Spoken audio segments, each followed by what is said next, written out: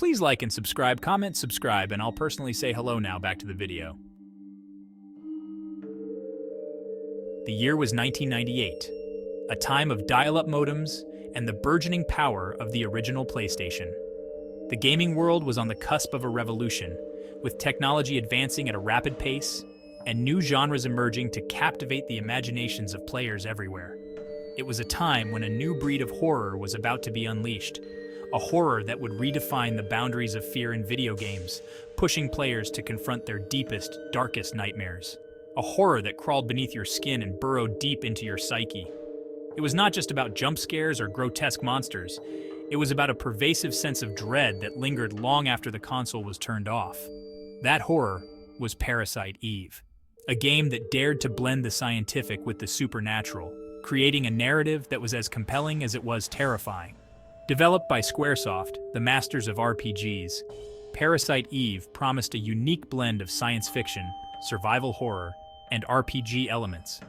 Squaresoft, known for their groundbreaking work on titles like Final Fantasy, ventured into uncharted territory with this game, aiming to create an experience that was both intellectually stimulating and viscerally horrifying.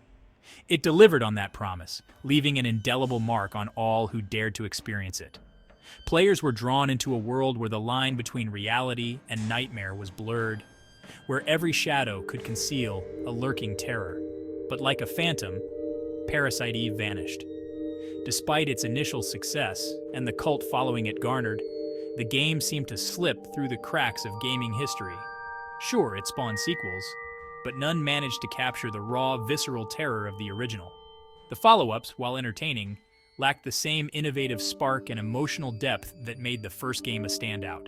The game faded into obscurity, whispered about in hushed tones in online forums, its legacy shrouded in mystery. What happened? How did a game that once held so much promise become a mere footnote in the annals of gaming history? Why was a game so innovative, so terrifying, seemingly erased from gaming history? Was it a victim of changing tastes, overshadowed by newer, flashier titles? Or was there something more at play, a deliberate effort to bury its unsettling narrative? The answer, as with any good horror story, is a tangled web of speculation, rumor, and perhaps something far more sinister.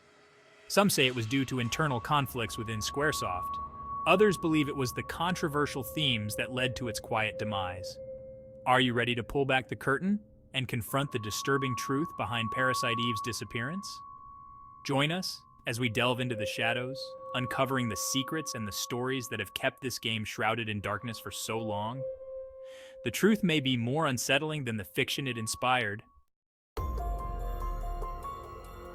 What made Parasite Eve so uniquely terrifying? Was it the spine-chilling atmosphere that seemed to seep into your very bones? Or perhaps the haunting soundtrack that played like a requiem for the damned? It wasn't just the jump scares or grotesque monsters, though it had its fair share of those. The game was filled with moments that made your heart race and your palms sweat. It was the premise. The very foundation of the game was a chilling cocktail of real-world science and nightmarish possibilities. Imagine a world where the boundaries between scientific fact and horror fiction blur, creating a narrative that is as intellectually stimulating as it is terrifying. At its core was the mitochondria, the powerhouse of the cell. This tiny organelle, which we learned about in biology class, became the focal point of a terrifying story. But in Parasite Eve, the mitochondria evolved. It became sentient, and it was pissed. This wasn't just a simple mutation. It was a full-blown rebellion at the cellular level. This wasn't some shambling zombie outbreak or demonic invasion. No, this was something far more insidious. This was a threat from within, a cellular uprising that turned our own bodies against us. The very cells that kept us alive were now conspiring to bring about our downfall. Human enemies would spontaneously combust, morphing into grotesque, pulsating abominations. These transformations were not just horrifying to witness. They were a grim reminder of the fragility of our own biology.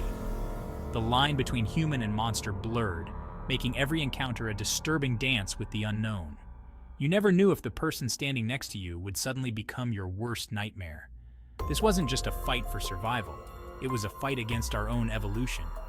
The game forced us to confront the terrifying possibility that our greatest enemy could be lurking within our own cells, waiting for the right moment to strike. Parasite Eve masterfully combined elements of science fiction and horror, creating an experience that was as thought-provoking as it was terrifying.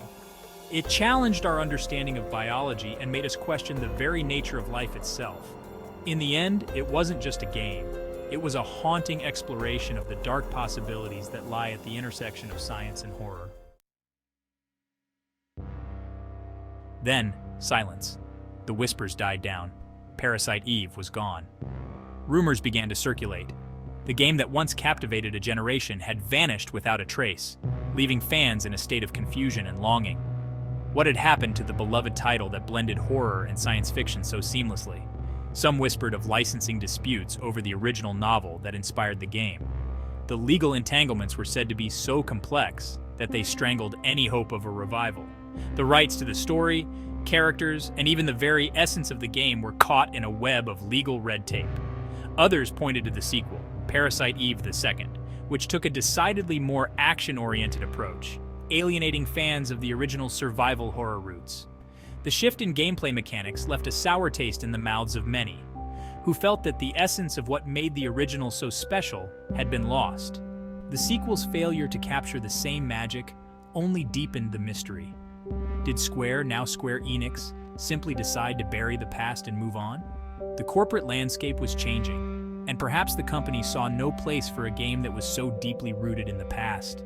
The decision-makers might have deemed it too risky to revisit a title that had become a cult classic but never achieved mainstream success. But the whispers never truly went away. Fans continued to speculate, their imaginations running wild with theories and conjectures. Online forums buzzed with discussions, and every now and then, a new rumor would surface, reigniting the debate. Like the mitochondrial DNA at the heart of the game, a seed of doubt remained. Was there something more?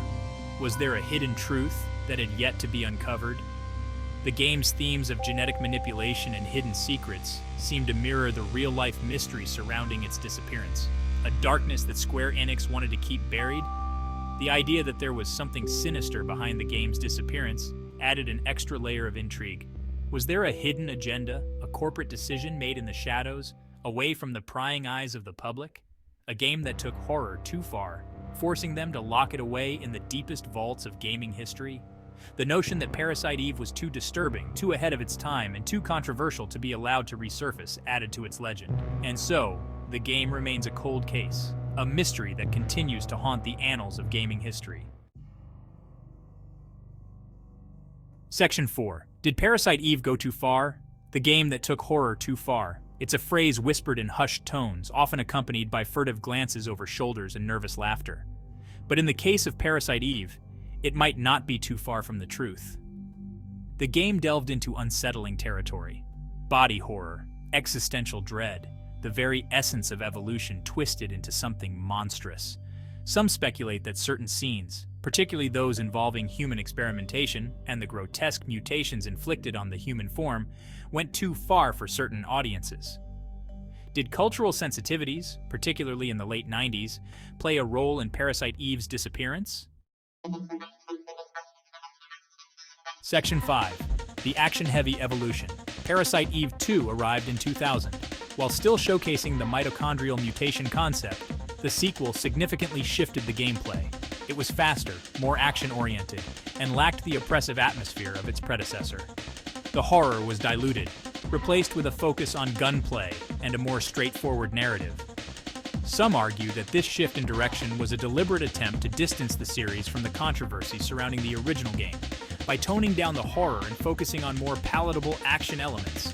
Square Enix could appeal to a wider audience without risking a repeat of the unsettling response to Parasite Eve.